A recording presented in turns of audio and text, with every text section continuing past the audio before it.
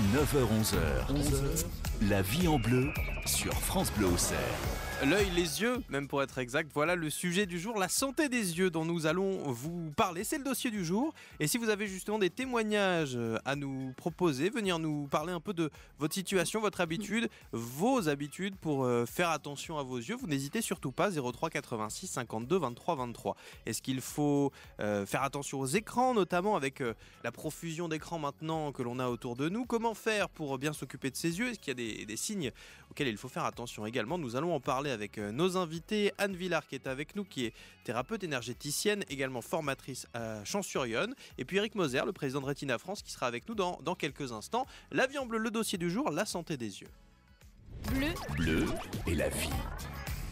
Anne Villard, bonjour. Bonjour. Alors, est-ce que j'ai donné le bon CV quand j'ai dit vous êtes énergéticienne, formatrice? C'est pas forcément en lien ou c'est en lien les deux? Les deux sont en lien. En fait, j'ai commencé à faire de la formation avant d'être énergéticienne, D'accord. puisque ça s'est imposé à moi au fil du temps. Mais je continue à faire de la formation, soit dans le cadre de mon cabinet, on appelle ça plutôt des ateliers. Je fais aussi des initiations au Reiki, voilà. Mais au sens propre, je fais de la formation professionnelle sur des questions de handicap. Et également, comme on l'évoque aujourd'hui, la question de la santé des yeux. J'interviens en entreprise, je peux également le faire au cabinet, pour donner des préconisations pour, on va en parler, aménager l'espace de travail, enfin voilà. Et se ressourcer les yeux. Quand on est énergéticienne, on travaille comment sur les énergies, mais c'est-à-dire? C'est un peu abstrait. C'est un terme générique, en fait. Moi, je travaille avec mes mains. Mhm. Donc, effectivement, c'est comme un acupuncteur, par exemple, mais sauf que je travaille directement avec mes mains. L'idée, c'est de réharmoniser le corps, d'aller donner une information, pour le coup énergétique, dans le corps qui va permettre de relancer les processus d'auto-guérison. Que le corps travaille correctement lui-même. Voilà, on donne une information de qualité. C'est pour ça que dans certains cas, on parle de médecine quantique. C'est sur ces plans-là, très subtils. On donne une nouvelle information pour permettre au corps d'enlever ses blocages sur les plans physiques, émotionnels, mental, spirituels. Et ça agit, c'est ça l'intérêt de nos pratiques, ça agit au niveau de la cause avant d'agir au niveau du symptôme.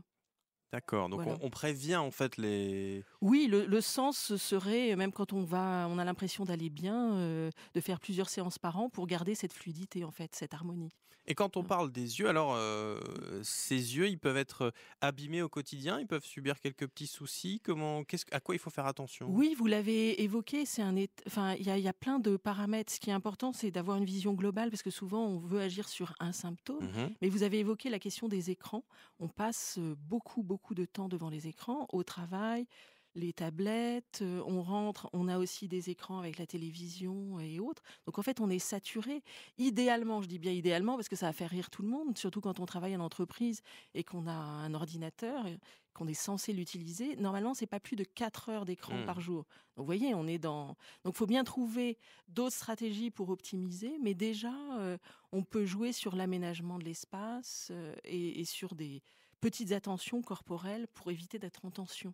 On y reviendra tout au long de cette émission. Et si vous voulez en discuter avec nous, peut-être poser quelques questions et puis partager avec nous votre expérience, 03 86 52 23 23. Nous parlerons également de la santé plus lourde des yeux, entre guillemets, avec Eric Moser, le président de Retina France, dans quelques instants. Vous restez bien avec nous. Le dossier du jour, la santé des yeux dans la vie en bleu sur France Bleu Auxerre. France Bleu Auxerre. France Bleu Auxerre, la vie en bleu jusqu'à 11h et jusqu'à 10h. Nous parlons de la santé des yeux avec notre invitée Anne Villard, énergéticienne, formatrice, deux métiers en un finalement qui se sont rejoints oui, aujourd'hui. C'est deux Vous passions. êtes à Champs-sur-Yonne d'ailleurs pour oui, le dire. Oui, voilà. je suis à Champs-sur-Yonne, mon cabinet est là. Et sinon, je me déplace en fait, comme on l'a évoqué tout à l'heure, comme j'interviens en entreprise ou dans des centres de gestion et autres.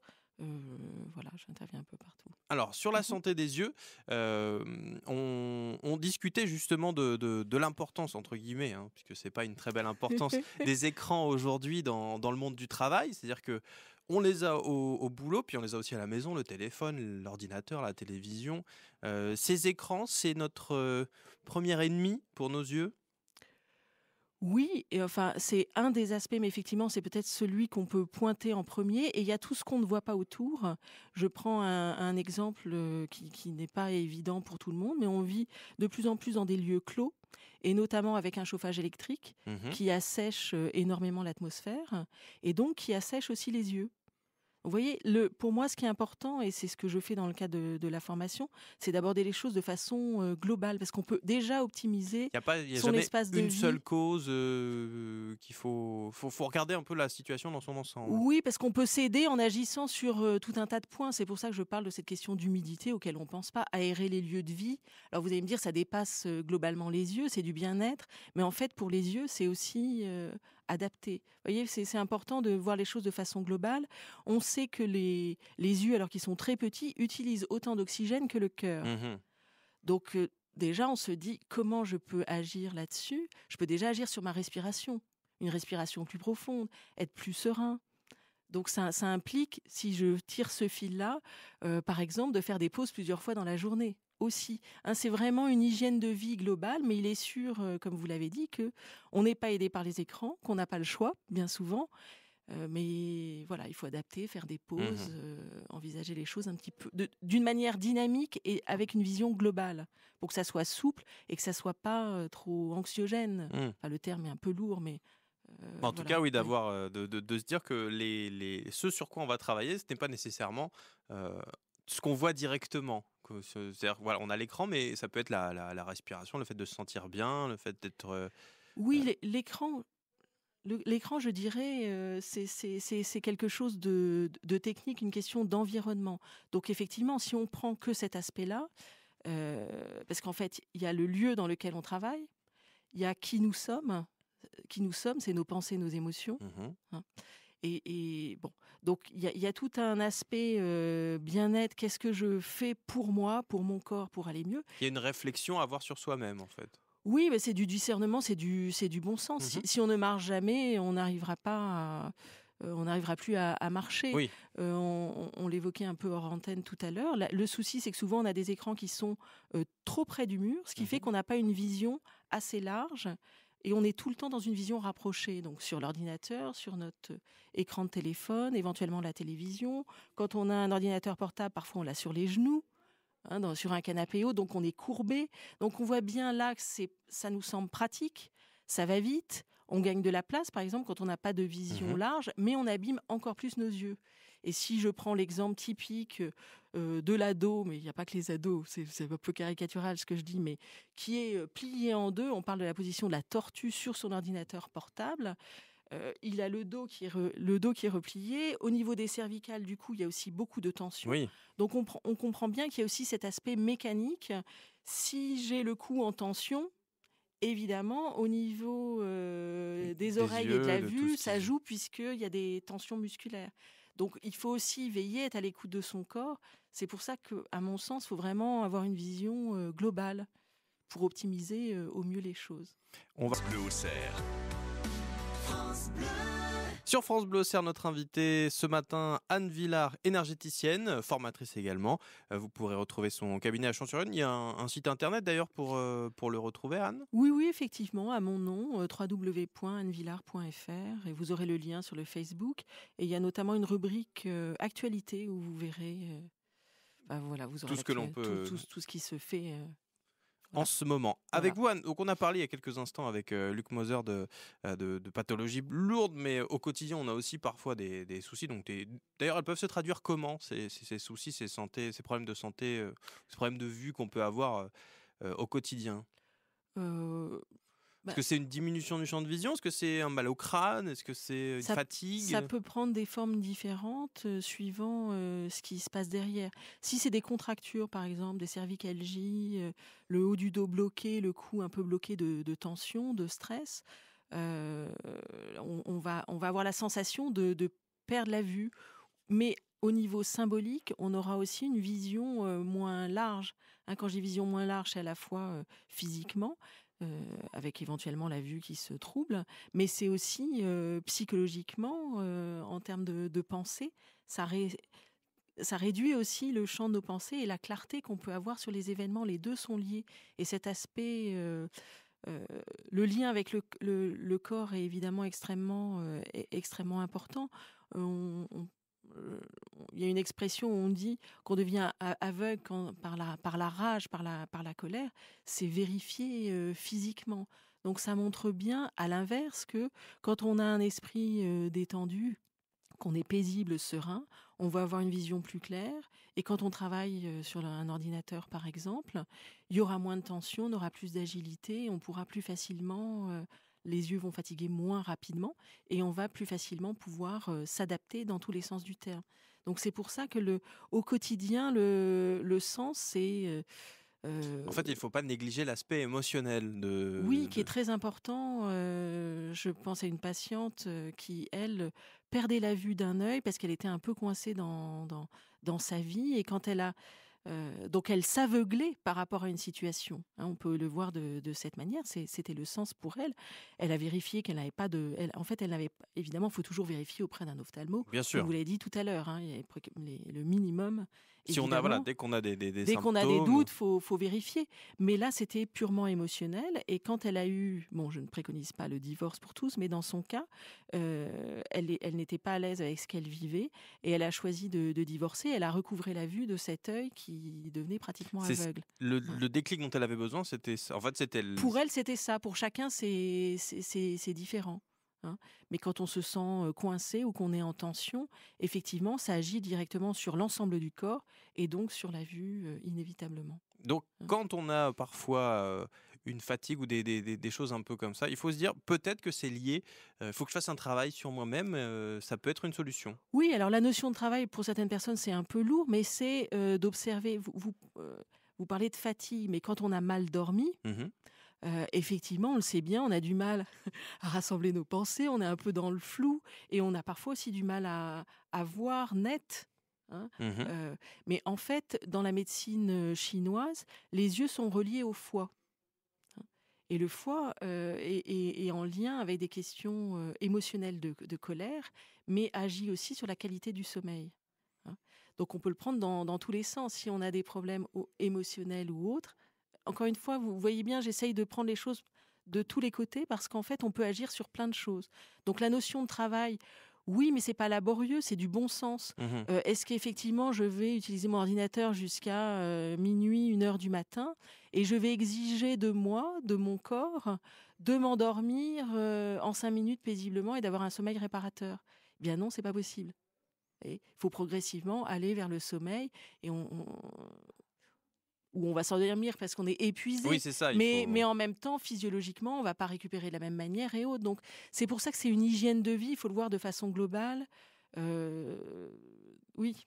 Pour être sûr pour être sûr d'optimiser, en fait, en tout cas, et de se donner une chance d'être plus détendu dans la vie et que le corps fonctionne mieux. En fait, c'est prendre soin de notre machine.